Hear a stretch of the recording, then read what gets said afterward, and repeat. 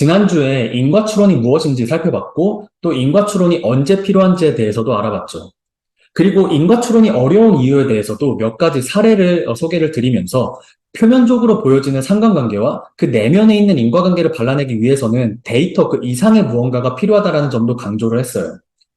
특히 인과추론에 있어서 가장 중요한 점 중에 하나가 바로 인과추론이 가능한 조건과 가정을 도출하는 아이덴티피케이션 단계와 그리고 그에 바탕으로 해서 데이터를 활용해서 해당 조건을 충족하도록 인과적인 효과를 추정하고자 하는 에스티메이션 단계를 분리해서 생각하는 거라는 점도 강조를 드렸죠.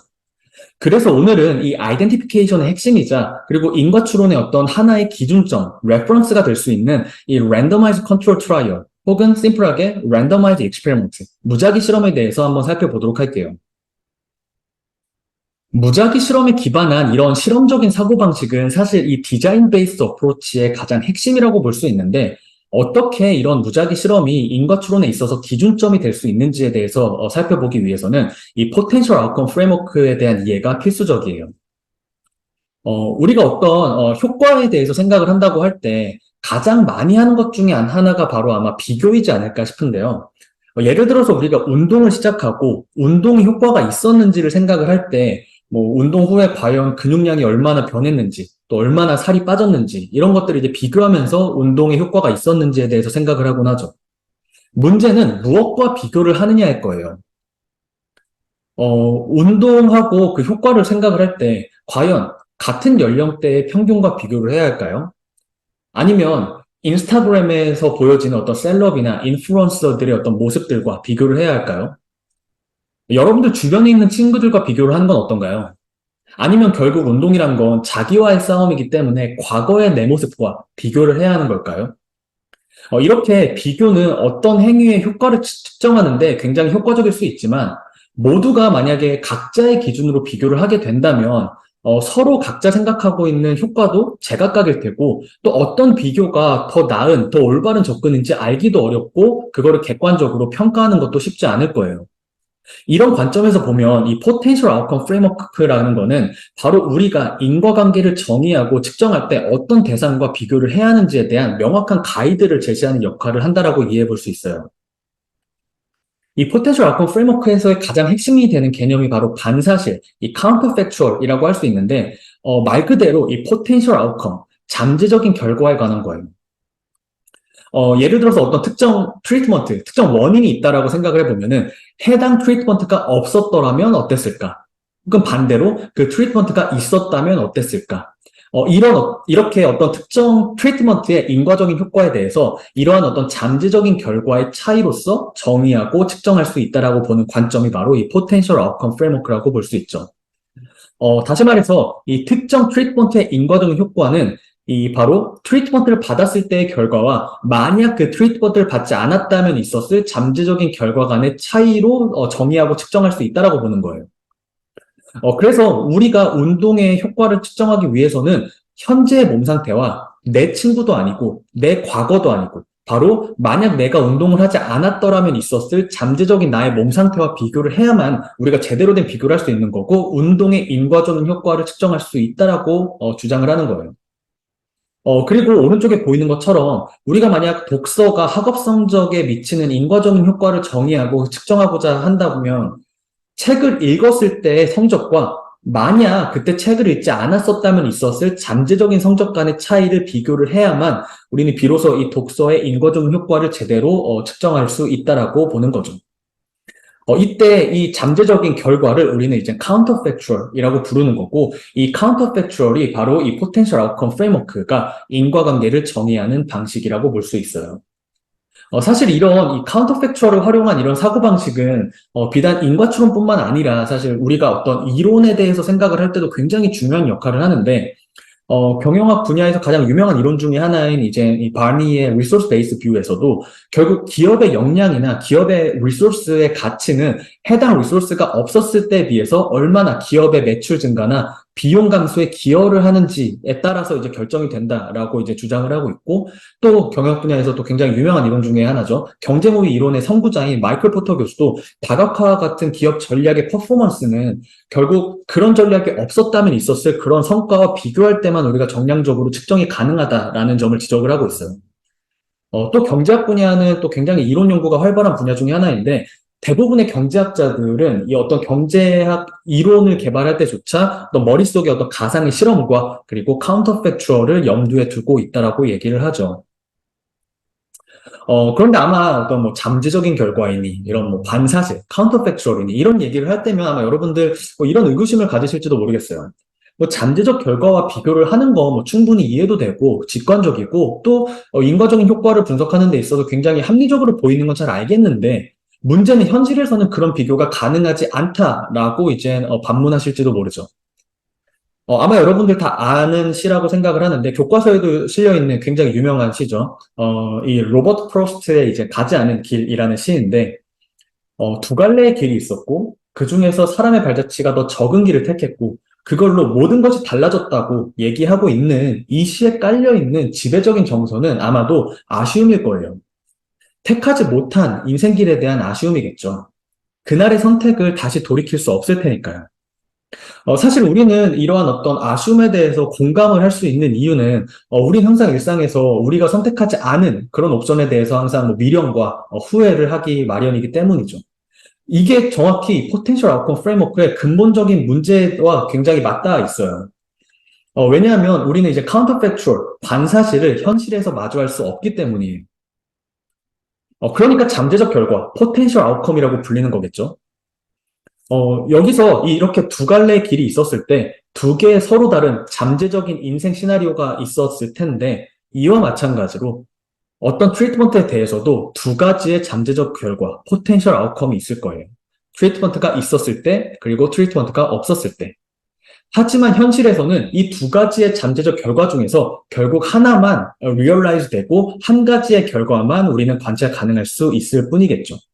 이걸 이제 fundamental problem of causal inference라고 부르는데 결국 우리가 현실에서 관찰할 수 있는 건 나의 잠재적 결과가 아니라 나와 실제로 다른 길을 택한 다른 사람의 인생일 테고 또 인과관계를 추정하기 위해서 우리에게 필요한 건 트리트먼트를 받았지 않았다면 있었을 잠재적인 결과일 텐데 우리가 관찰할 수 있는 건 실제 트리트먼트를 받지 않은 또 다른 대상의 결과일 뿐이라는 얘기죠. 이렇게 트리트먼트를 받지 않은 대상을 우리는 컴패리즌 그룹, 컨트롤 그룹이라고 얘기를 해요. 그리고 지난 시간에 반려동물과 우울증의 관계 사례에 대해서도 소개를 드렸는데, 우리가 반려동물을 키우는 사람들과 반려동물을 키우지 않는 사람을 직접 이렇게 비교를 한다고 할 때, 만약 우울 성향이 높은 사람들이 반려동물을 키우는 경향성이 높다라고 가정을 한다면은, 애초에 이 비교가 공정한 비교가 아니었고, 또 해당 가정을 고려했을 때 어떻게 결과가 정반대로 뒤집힐 수 있는지에 대해서 살펴봤어요. 이제는 포텐셜 아웃컴 프레임워크 덕분에 이게 왜 공정한 비교가 아니었는지 명확해졌어요.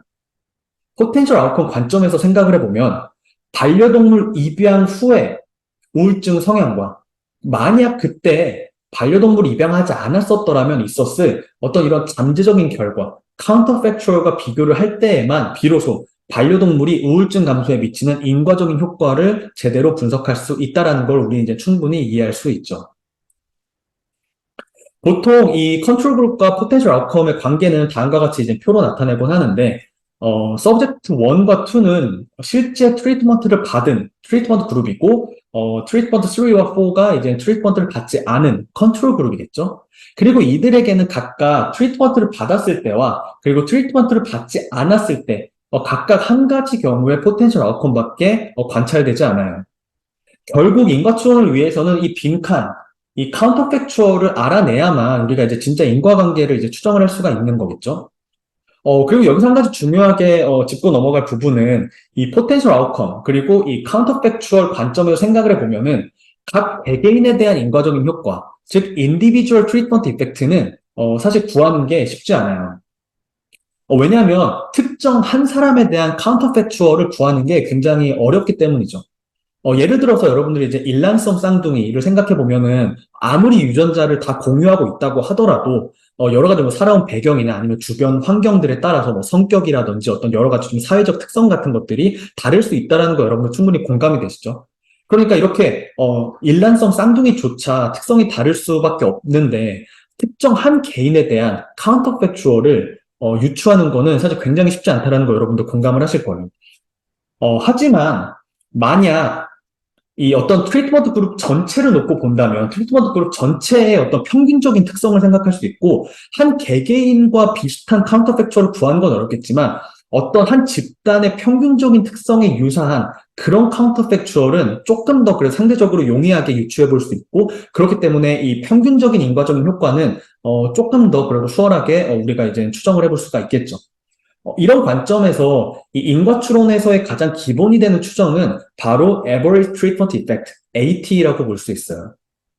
참고로 여기서 AT라는 거는 여기서의 모든 빈칸, 즉, 이 트리트먼트 그룹에서 만약 트리트먼트를 받지 않았다면 있었을 이 카운터팩추얼과 그리고 컨트롤 그룹에서 만약 트리트먼트를 받았다면 있었을 카운터팩추얼 이것들을 이제 모두 고려를 해서 이 두 트리트먼트 그룹과 컨트롤 그룹 모두에서의 평균적인 효과를 우리는 AT라고 하는 거예요.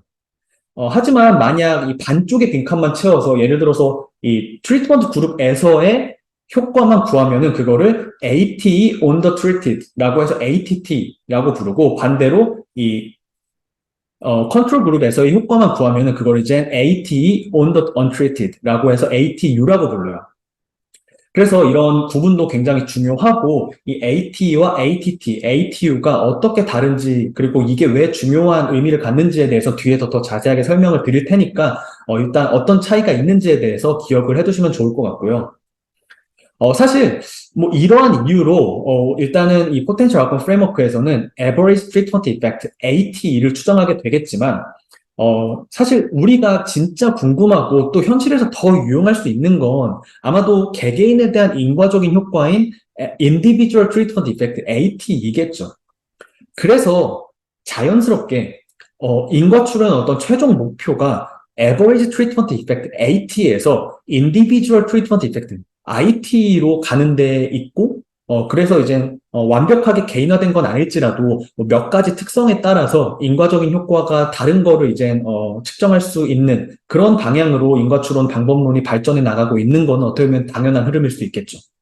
뭐 예를 들어서 뭐 성별에 따라서 다르다거나 뭐 연령대에 따라서도 다르다거나 혹은 뭐 직업에 따라서 인과적인 효과가 다르다거나 이렇게 특성에 따라서 다른 인과적인 효과를 이 Conditional Average Treatment Effect, CATE 또는 Heterogeneous Treatment Effect, HT라고 부르는데 이건 뒤에서 이 머신러닝 파트에서 조금 더 자세하게 다루도록 할게요. 자, 정리를 해보면 이 Potential Outcome Framework는 인과관계를 어떻게 정의할지에 대한 명확한 틀을 제시를 해줌으로써 그것의 문제가 뭔지 그리고 그걸 해결하기 위한 전략이 뭔지에 대해서도 분명하게 보여주고 있어요. 즉 이렇게 하나의 프레임워크로 이 문제를 바라봄으로써 인과추론 문제가 굉장히 심플해질 수 있다는 게 이러한 프레임워크의 가장 큰 장점이라고 볼 수 있어요. 그렇기 때문에 모두가 동일한 시선으로 인과추론 문제를 바라보기 때문에 서로 대화도 될 수 있고 어떤 게 더 나은 분석인지를 평가하는 것도 가능해지겠죠. 물론 인과추론 문제가 심플해졌다고 해서 그 해결 방법까지도 심플하다는 건 결코 아니에요. 하지만 적어도 개념적으로 이해하기에는 이제 굉장히 심플해졌죠. 이론적으로 인과적인 효과를 추정하기 위해서 우리에게 필요한 건 바로 이 트리트먼트가 없었으면 있었을 그런 잠재적인 결과, 이 카운터팩추얼이죠. 그런데 현실에서 우리가 관찰 가능한 건 실제 트리트먼트를 받지 않은 컨트롤 그룹이에요. 결국 인과추론의 어려움은 바로 이 두 카운터팩추얼과 컨트롤 그룹이 같지 않다는 데 있고 이를 해결하기 위한 유일한 방법도 카운터팩추얼에 가장 가까운 컨트롤 그룹을 찾는 데 있다는 점도 우리는 이제 이해해 볼 수 있겠죠. 이렇게 컨트롤 그룹과 카운터팩추얼이 같지 않은 문제를 선택 편향, 셀렉션 바이어스라고 얘기를 해요. 이거를 선택 편향이라고 부르는 이유는 뭐 우리가 인위적으로 실험을 해서 이렇게 트리트먼트를 이렇게 배정을 우리 임의대로 하지 않는 이상 개개인들은 각자의 이유로 트리트먼트를 받을지 말지를 선택을 하겠죠. 그런데 문제는 연구자 입장에서는 그런 선택의 이유를 알 수가 없어요. 예를 들어서 반려동물의 사례를 보면 누군가는 반려동물을 키우기로 선택을 했고 누군가는 반려동물을 키우지 않기로 선택을 했어요. 그게 뭐 가족 때문이든 아니면 경제적인 사정 때문이든 성격 때문이든 어떤 차이에서든 이런 서로 다른 선택을 했고 그렇기 때문에 반려동물을 키웠다는 사실을 제외하고서라도 이 두 집단은 여러 방면에서 특성이 다를 수밖에 없다라는 거예요. 이걸 이제 선택 편향이라고 부르는 거고 그리고 또 이 트리트먼트를 선택할지 말지, 이러한 선택이 다양한 요인들이 서로 얽혀서 이렇게 내생적으로 결정된다라는 측면에서 이 셀렉션 바이어스를 내생성, 인도즈네이티라고 부르기도 해요. 결국 이런 이 셀렉션 바이어스 또는 인도즈네이티 때문에 이 트리트먼트를 받기로 선택한 사람과, 즉 트리트먼트 그룹에 있는 사람과 트리트먼트를 받지 않기로 선택한 사람, 컨트롤 그룹에 있는 사람들, 이 두 그룹에 있는 사람들의 특성이 다를 수밖에 없다라는 거를 이제 선택 편향 문제다라고 이제 부를 수 있는 거고. 그래서 보면은 오른쪽에서 다시 포텐셜 아웃컴 관점에서 우리가 인거 추론 문제를 생각해 보면은 이 트리트먼트 그룹에서의 이 트리트먼트를 받았을 때의 결과와 만약 트리트먼트를 받지 않았다면 있었을 잠재적인 결과, 카운터팩추얼을 비교를 해야 되는데 이 카운터팩추얼이 없잖아요. 그렇기 때문에 결국에는 이걸 추정하기 위해서 이 트리트먼트를 받지 않은 이런 컨트롤 그룹의 데이터로 대신을 해야 될 텐데, 만약 이 트리트먼트를 받았다는 사실 제외하고서라도 이 두 집단이 서로 차이가 크고 선택 편향이 있다고 한다면은 이렇게 단순하게 치환을 해서 비교를 하는 게 서로 이젠 제대로 된 비교가 되지 않는다라는 것, 이제 여러분들 충분히 이해가 되시죠? 결국 선택 편향이 있는 경우에는 이런 비교가 불가능하고, 그렇기 때문에 컨트롤 그룹을 가지고 인과추론을 하는 게 어렵다라는 거를 이제 우리는 충분히 이해할 수 있을 거예요.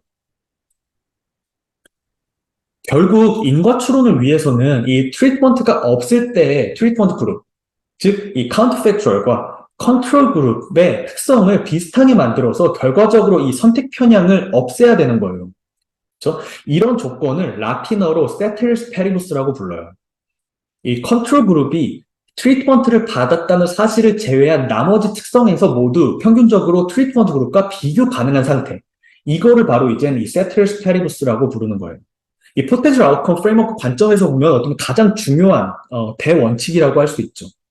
이 세틀스 페리버스를 만족할 때에만 비로소 우리는 이 컨트롤 그룹을 이 카운터팩추얼로 대신할 수 있는 거고, 그렇기 때문에 트리트먼트와 컨트롤 그룹 간의 차이를 통해서 Average Treatment Effect on the Treated, ATT를 구할 수 있게 되는 거죠. 그러니까 여기서 평균이 2고 여기 평균이 1이니까 그 차이로 해가지고 ATT는 1이라고 이제는 계산을 할 수가 있게 되는 거겠죠. 그래서 어떤 조건 하에서 이 컨트롤 그룹이 카운터팩추얼을 대신할 수 있고 결과적으로 이렇게 인과적인 효과를 추정할 수 있는지 굉장히 명확해졌죠. 그럼 이번 영상은 이 카운터팩추얼과 그리고 이 세틀스 페리버스 개념을 굉장히 잘 설명하고 있는 예시로 마무리를 해보도록 할게요.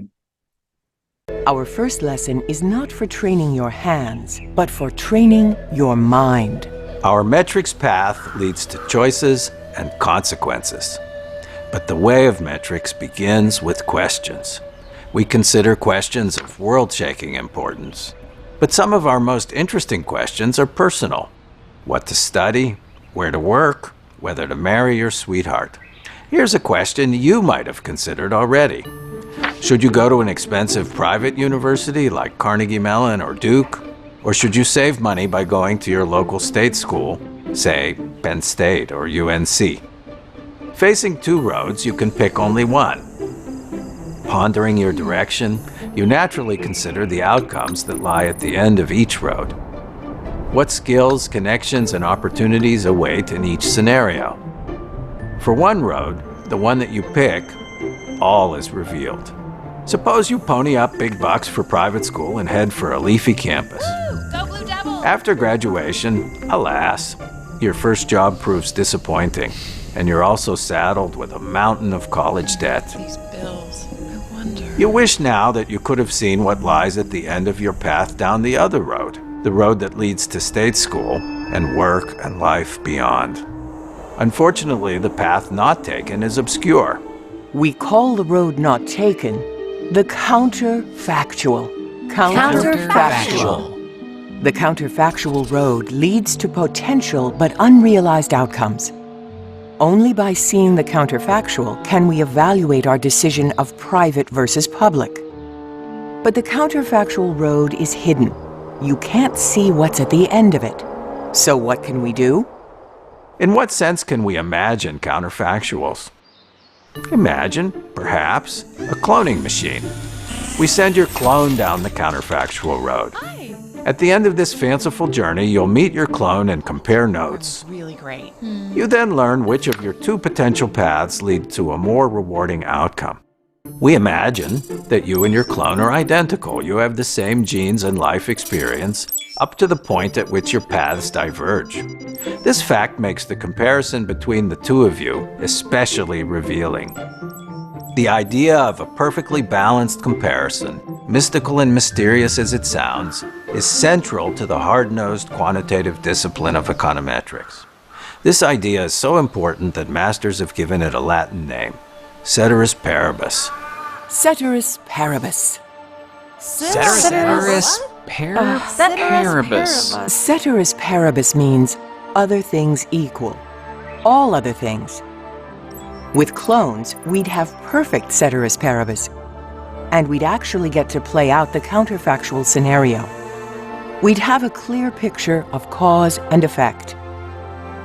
In our fanciful cloning experiment, the only differences between you and cloned you arise in the wake of a single decision to go private or go public.